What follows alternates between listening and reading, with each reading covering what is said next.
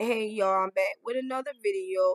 I wanted to come to you with another discussion, another advice that I could give a parent. And I wanted to read it from Reddit, of course. And it reads, how do you deal with a pessimistic toddler or a child? Okay. Once again, I'm not going to disclose their name. I'm just going to read the post and then I'm going to give my uh, advice on it. Hold a minute. So anyway, she said, how do you deal with a pessimistic toddler or a child? So anyway, this is what she wrote. She said, our kid is 5 and he is extremely pessimistic. You can't really get him excited about things because he turns around and turns it into something negative. For example, he says we are going to the park. He will say things like, it probably won't be fun. It probably gonna rain. Even when we go places, he refuses to try to have fun. Our entire family can't figure out where he learned this from, and he's been like this literally for his entire life. He's tried hard to do good things for him. We tried hard. They try. I'm sorry. We try hard to do good things for him and give him things, but he always turns it into something negative. Like, you can give him a t-shirt or a toy and he'll say, I don't want it, or I don't like it, or something like that. This makes Christmas and birthdays awful.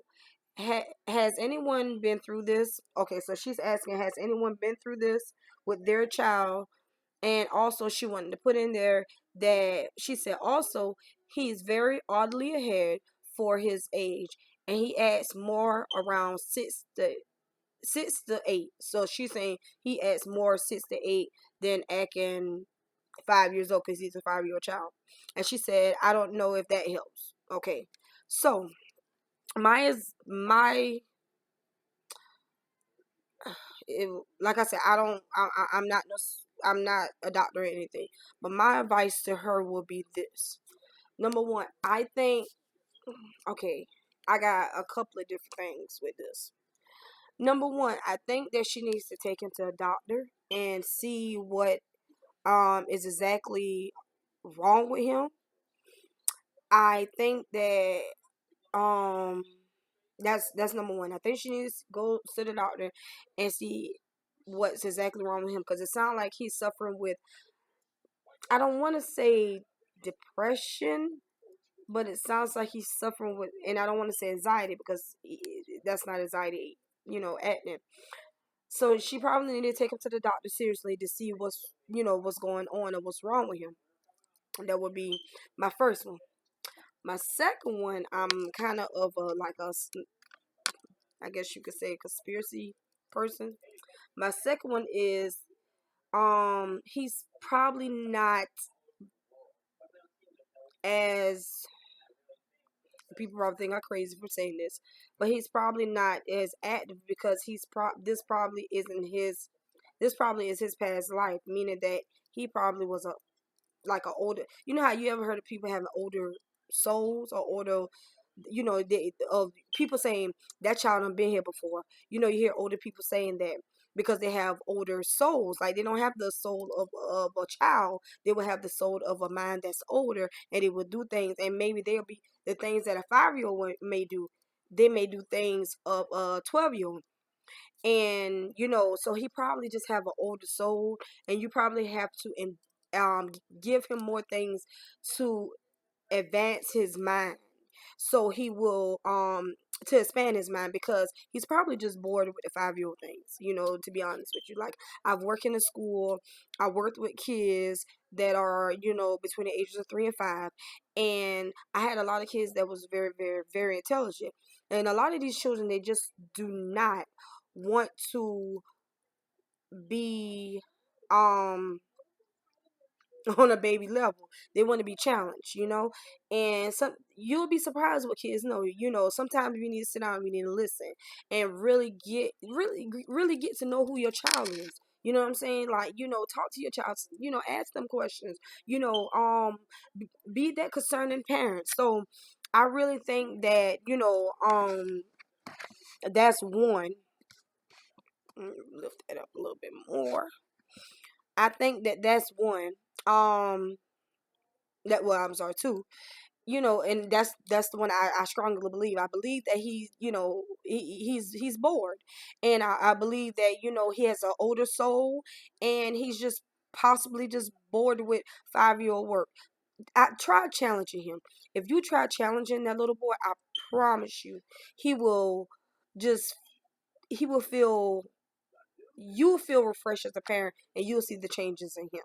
I'm telling you what I know because I have been a preschool teacher, and they children love to be challenged. Children are curious little creatures, and they love to be challenged.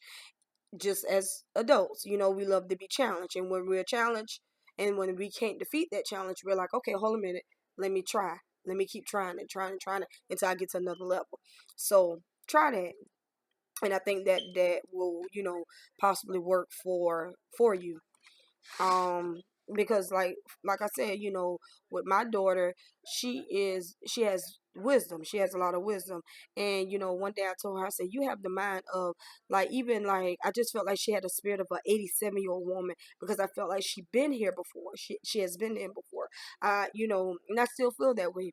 That's why when people say, oh, that child is bored, or that child, that child don't act like a child. Yeah, because that child maybe has been here before, or that child maybe just want a little of the challenge. It's not so much of that child is being managing or anything like that. It's just that that child maybe have more wisdom than the next child. Every child is not the same, and some children, that child maybe is book smart, but that child may have wisdom. That child maybe can open a book and can tell you, can pass, have all the A's and B's, and but this child maybe can manage more things in life and can tell you a little bit more to get you ahead. So we have to look at it like that.